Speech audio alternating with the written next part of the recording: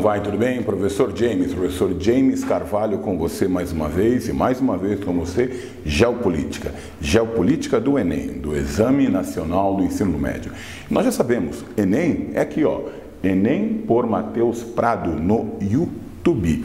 Eu vou responder com vocês agora uma questão a respeito da globalização, do processo de globalização envolvendo talvez hoje o principal agente desse processo, que é a China, não é?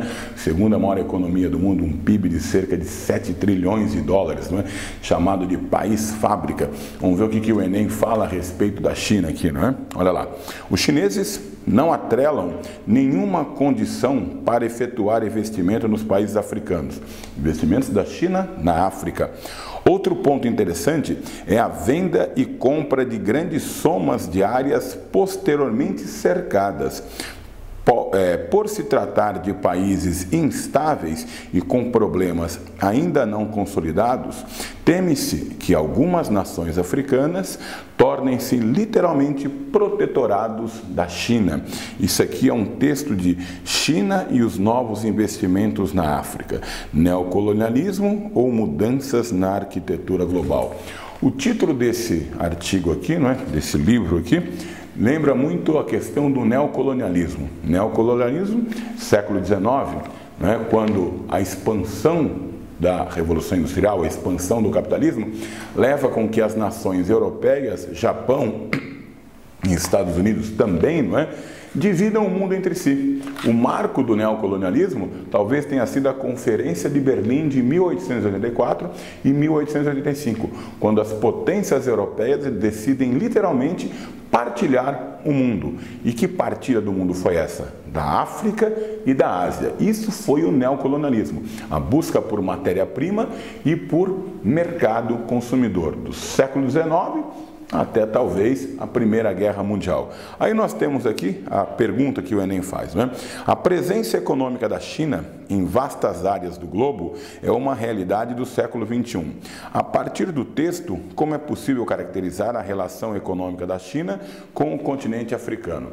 Olha, o que a China vem fazendo hoje foi feito no século XIX e até meados do século XX por nações europeias, tanto em relação à África como em relação à Ásia também, não é?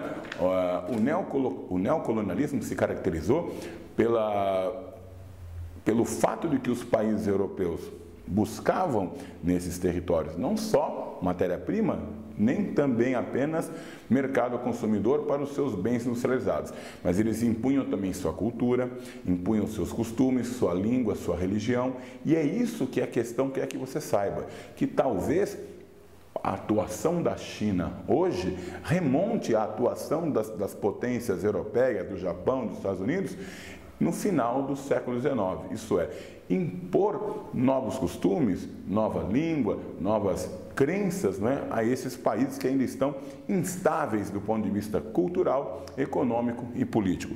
Então a resposta que você deveria destacar aqui é a alternativa D, que diz assim, ó, pela presença cada vez maior de investimentos diretos, o que pode representar uma ameaça à soberania dos países africanos, ou manipulação das ações desses governos em favor dos grandes projetos de interesse externo, não em prol do bem-estar social da população local. Então é isso, e nós já sabemos, né? A alternativa D, então, nessa questão, www.guiaenem.org.br www.guiaenem.org.br. Tá? Lá você vai encontrar tudo que você necessita para fazer uma boa prova de Enem. Por enquanto é isso.